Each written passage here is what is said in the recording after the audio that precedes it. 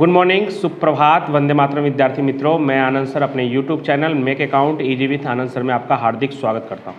दोस्तों, हम लोग स्टेट विषय में पार्ट 5 विकलन ये सीख रहे हैं, जिसमें हमने 5.1 पूरा कर लिया है।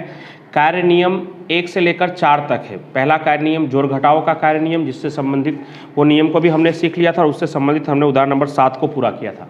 दूसरा कार्य नियम था गुणाकार का नियम, वो भी हमने सीख लिया है और उससे संबंधित हमने उदाहरण नंबर 9 को पूरा किया था। और तीसरा कार्य नियम था भागाकार का नियम और उससे संबंधित हमने उदाहरण नंबर 10 को सीखा था और उसके बाद मैंने आपको 1-2 उदाहरण करने के लिए कहा था। एक चौथा कार्य नियम जो लास्ट ईयर के सिलेबस में नहीं था, इस साल है, तो उसका वीडियो मैं आज बनाने जा रहा हूँ। वीडियो के माध्यम से आज उसे समझाऊंगा।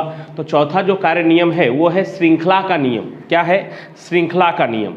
तो यदि उसमें यह बताया गया है कि यदि y यह u का फलन हो, यदि y यह u का फलन हो और u यह x का फलन हो, तो उस कंडीशन में उसका विकलन अगर हम प्राप्त करेंगे dy अपॉन dx तो बराबर dy upon du into du upon dx। अब इसको हल कैसे करना है ये जब हम उदाहरण के माध्यम से देखेंगे तब इस नियम को और अच्छी तरह से समझ पाएंगे। तो इसके लिए पेज नंबर 176 उदाहरण नंबर 13, तो आज उससे जुड़े हुए 2-3 सवालों को अगर हम देख लेंगे तो हमें अच्छे से मालूम पड़ जाएगा। बहुत ही आसान नियम है। तो उदाहरण नंबर 13 पेज नंबर 176, कोशिश करूंगा कि आपकी स्क्रीन पर भी आपको दिखाई दे। उदाहरण नंबर 13 क्या लिखा है? उदाहरण नंबर 13 में y बराबर, और इस पार्ट में मैं उदाहरण से ही आपको लगातार करवा रहा हूं क्योंकि उदाहरण से क्या है, हम लाइन वाइज टॉपिक वाइज सीख सकेंगे। तो y बराबर 3x + 7 के घाते 8 है। तो जब भी ऐसा 8 घात, 7 घात, 9 घात, 5 घात ऐसे रहेगा तो उस कंडीशन में हमें इस श्रृंखला का नियम का उपयोग होगा। क्योंकि नॉर्मली हम 2 घात या 3 घात तक कर सकते हैं, क्योंकि हमने a + b का होल स्क्वायर, a + b का होल क्यूब यहाँ तक हमने 9वीं 10वीं कक्षा में सीखा हुआ है, उतना हम कर सकेंगे। लेकिन किसी का 7 घात, 8 घात, 15 घात या 3/2 घात, 4/5 घात वो संभव नहीं हो पाता, तो उसे हमें श्रृंखला के नियम के माध्यम से करना पड़ेगा। तो इस परिस्थिति में सबसे पहला काम क्या करना पड़ेगा, जो ये कोष्टक के अंदर है उसको आपको u मानना पड़ेगा। तो माना कि 3x + 7 = u, यानी u बराबर 3x + 7।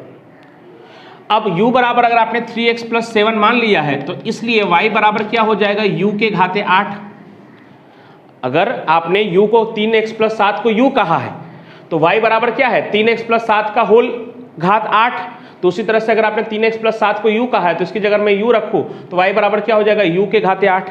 अब आपको 2 चीजें मिल गई, एक क्या मिला आपको u और एक क्या मिला आपको y। u बराबर क्या है, तो u बराबर है 3x + 7 और y बराबर है y के घाते 8। वहाँ पे आपको दोनों का विकलन चाहिए होगा उसको हल करने के लिए। तो वो dy अपॉन dx का सूत्र लिखने से पहले आपको du अपॉन dx चाहिए और dy अपॉन du चाहिए। तो पहले du अपॉन dx का मतलब ये हुआ कि ये जो u लिखा हुआ है उसका विकलन। तो u बराबर क्या है, 3x + 7। 3x + 7 का अगर हम विकलन निकालने जाएंगे तो यहाँ पे कितना घात है, 1 घात है। 1 का गुना 3 से करेंगे तो 3 आएगा, x के ऊपर 0 घात बचेगा मतलब 1 होगा। तो 3 का गुना 1 से करेंगे तो क्या होगा, 3, और 7 का क्या हो जाएगा, 0। यानी हो गया ये हल। du अपॉन dx कितना आ गया, 3। उसी तरह से अगर हम इसके लिए विकलन प्राप्त करने जाएंगे तो उसको हमें क्या नाम देना पड़ेगा, तो उसे हमें नाम देना पड़ेगा dy upon du। dy upon du ये कैसे नाम देते थे, यहाँ y लिखा है इसलिए dy और यहाँ u है इसलिए du। इसको कैसे नाम दिया, तो यहाँ u लिखा है इसलिए du और यहाँ पे x है इसलिए बटे में dx। ऐसे नाम देना होता है। कभी अगर आप भूल जाओ, कन्फ्यूजन लगे तो इस तरह से आप याद ला सकते हो। अब इसको हल करने जाएंगे तो यहाँ 8 घात है तो 8 यहाँ पे आ जाएगा और u के ऊपर कितना बचेगा, 7 घात। तो अब दोनों ही आपके पास मौजूद हो गया उस सूत्र के हिसाब से। अब सूत्र लगाते हैं तो dy अपॉन dx बराबर क्या सूत्र है, तो dy upon du into du upon dx। तो dy अपॉन du ये कितना है, 8u के घाते 7। 8u के घाते 7। ये 8u के घाते 7 कैसा आया है, तो ये तो आप पहले से ही सीख चुके हो कि किसी का भी विकलन प्राप्त करना होता है तो n इंटू a⁻n-1। तो n की जगह पे 8 था तो 8, उसका गुना सहगुणक के साथ हो, सहगुणक तो यहाँ पे कुछ है ही नहीं, एक ही है, तो 8 का गुना 1 के साथ हुआ तो 8, और u के ऊपर पहले 8 था, 1 कम हो गया तो कितना हो गया, 7। उसी तरह से यहाँ पे भी हल किया था हमने, तो ये हो गया। अब du अपॉन dx वो हमने हल किया तो वो कितना है, 3। अब मान रख देंगे तो मान रखेंगे तो कितना हो जाएगा, तो पहले तो 8 × 3 = 24 आप लिख सकते हैं, 24u के घाते 7 अब u का मान वापस रख देने पर, तो u का मान क्या था 3x + 7 रखने पर लिख देंगे यहाँ पे u बराबर 3x + 7 रखने पर, बस उसके बाद आपका आंसर आ जाएगा। तो 24, ये 24 है, u के घाते 7, तो u कितना है आपका 3x + 7 और उसके घाते 7, ये आपका आंसर हो गया 24 कोष्टक में 3x + 7 के घाते 7। तो इस तरह से हुआ। थोड़ा कम समझ में आया होगा तो एक दो सवालों को हम और देखते हैं तो आपको और अच्छी तरह से आ जाएगा। नॉर्मली क्या करना है, तो जो भी इस कोष्टक के अंदर रहेगा उसको u मान लेना है, सबसे पहला काम। जैसे ही आप उसको u मानेंगे तुरंत आपको y भी मिल जाएगा, जितना भी घात रहेगा। अगर आपने इसको u माना और यहाँ पे 8 घात है तो y बराबर u के घात 8, यहाँ पे 5 घात है तो y बराबर u के घात 5, यहाँ पे 5/2 घात है तो y बराबर u के घात 5/2। तो एक वो हो गया, इसका विकलन प्राप्त कर लेंगे और दूसरा जिसको आपने u माना है उसका भी विकलन प्राप्त कर लेंगे। दोनों का विकलन प्राप्त करने के बाद दोनों का क्या कर देना है, गुणाकार कर देना। और गुणाकार करने के बाद वापस जब गुणाकार पूरा हो जाए तो u की जगह पे जिसको आपने u कहा था उसकी जगह वापस वो मान रख देना है आपको, आपका आंसर तैयार हो जाएगा। कहीं पे भी आपको गुणा करने की जरूरत नहीं है, जब लास्ट स्टेप होगा तो वहाँ पे छोड़ देना है आप, ठीक है। तो ऐसा ही स्वाध्याय में कुछ सवाल है वो हम करते हैं, देखते हैं तो आपको आ जाएगा।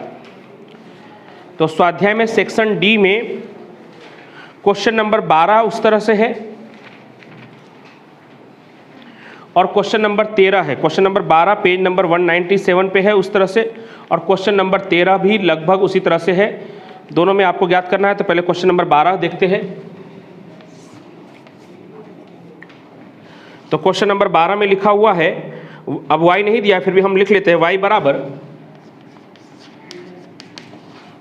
कोष्टक में 3x का cube minus 2x square plus 1 और उसके ऊपर कितना घात है, 5/2 घात है। तो घबराने की बात नहीं है, आराम से हल हो जाएगा। सबसे पहले तो क्या बताया था आपको कि जो भी कोष्टक के अंदर है उसको आपको u मान लेना है। तो माना कि u बराबर, इस बार u इधर ही लिख दे रहा हूं जिससे आपको और कंफ्यूजन ना हो, u बराबर 3x का cube minus 2x square plus 1। अब जब हमने u बराबर ये मान लिया है तो अपने आप y बराबर क्या हो जाएगा, तो y बराबर u के घाते 5/2। क्यों? क्योंकि इस कोष्टक में जितनी भी चीजें लिखी है उसको हमने क्या कह दिया है, u कह दिया है। तो u के घाते 5/2। अब आपके पास u और y दोनों हो गया, उन दोनों का विकलन आपको लिख लेना है। तो पहले मैं u का विकलन लिखूंगा तो du, और किससे जुड़ा हुआ है ये x से, तो du/dx बराबर विकलन कैसे प्राप्त करते हैं वो आपको आता ही है। 3 का गुना 3 से, 3 3 का 9, x के घात 2 हो जाएगा। पहले 3 था तो अभी कितना हो जाएगा 2। यहाँ पे 2 दूनी 4x और इसका क्या होगा 0, तो 0 लिखने की जरूरत नहीं है, वो कंप्लीट। अब इसका विकलन प्राप्त कर लेंगे dy/dx बराबर 5/2, यहाँ पे 1 के साथ गुना होगा तो 5/2। अब u के ऊपर कितना आएगा, तो u के ऊपर 5/2 माइनस 1 यानी कि 5/2, u के ऊपर 2 एकम 2, 5 में से 2 घटाएंगे तो 3/2। अब हल नहीं होगा। अब आपके पास dy/dx भी हो गया, और सॉरी dy/du, इसको आपको dy/du बोलना रहेगा क्योंकि ये किससे जुड़ा हुआ है, u से जुड़ा हुआ है। तो आपके पास du/dx और dy/du दोनों हो गया। अब मान रख देते हैं तो सूत्र क्या है, dy/dx बराबर dy/du इंटू du/dx। अब dy/du ये कितना आया है, तो 5/2 u के घाते 3/2 और गुणे du/dx कितना है 9x स्क्वायर माइनस 4x। किसी को किसी से गुना करने की जरूरत नहीं है, बस आपको उसका मान रख देना। अब कुछ हल नहीं होने वाला है, कहीं पे कोई गुना नहीं होने वाला है, कुछ कॉमन नहीं आने वाला है। यहाँ x कॉमन भी ले लेंगे तो उसका कुछ फायदा नहीं है, कहीं कुछ कटने वाला नहीं है। तो बस u की जगह जो आपने माना था, u बराबर क्या माना था आपने, 3x का cube minus 2x square plus 1 रखने पर वापस उसको उसी की जगह पे रख देना है, u की जगह पे। तो 5/2 u की जगह पे कितना, तो ये सब चीजें 3x का क्यूब माइनस 2x प्लस 1, इसके घाते कितना 3/2 और गुणे में या तो फिर कोष्टक में भी लिख सकते हो आप 9x स्क्वायर माइनस 4x, या तो गुणे में लिख सकते हो या तो कोष्टक में लिख सकते हो। तो ये इसका हल हो गया। इसके आगे हल करने की ज़रूरत नहीं होती। तो नॉर्मल है एकदम। जो कोष्टक में रहेगा उसको u लिखना है, u मानना है। जब उसको u मानोगे तो अपने आप आपको y मिल जाएगा वापस, और फिर u और y का विकलन प्राप्त करना है और फिर दोनों के विकलन का गुणाकार करना है, और गुणाकार करने के बाद u का मान वापस रख देना है। रखने के बाद फिर कुछ हल करने की ज़रूरत नहीं होती। पीछे देखो ऐसा ही एक सवाल है, ऐसे तो उम्मीद करता हूँ कि वो आप कर लेंगे, लेकिन फिर भी मैं करवा दे रहा हूँ। Question number 13, F of X बराबर X square, F of X का मतलब वही हो गया y बराबर। मैंने आपको पहले दिन ही बताया था कि एफ ऑफ एक्स का जब हम विकलन प्राप्त करते तो एफ डैश एक्स लिखते हैं, और जब y का विकलन प्राप्त करते हैं dy अपॉन dx लिखते हैं, तो उसके भी सूत्र तो वही होंगे। तो x square plus 3x plus 4⁻7 आपको एफ डैश एक्स निकालना है। तो एफ डैश एक्स तो बाद में निकालेंगे, सबसे पहले हमें किसके जगह पे क्या मानना है, तो ये जो कोष्टक के अंदर दिखाई दे रहा है उसे हमें क्या कहना है, u। तो माना कि u बराबर क्या क्या आ जाएगा, x square plus 3x plus 4। यहाँ तक समझ गए, कोष्टक के अंदर वाले को u कह दिया, समझ गए यहाँ तक, क्लियर। अब जब इसको आपने u कह दिया है तो अपने आप f ऑफ x यानी जिसको आप y कहते हैं, y भी नाम दे दे रहा हूँ जिससे कि आपको वो लिखूंगा तो आपको कन्फ्यूजन ना हो, तो उसी को हम y नाम कहते हैं। तो y बराबर क्या हो जाएगा, तो इसको आपने u कह दिया है तो u के घाते 7, क्योंकि कोष्टक के अंदर की चीज़ों को तो आपने क्या कहा है u, तो u के घाते 7।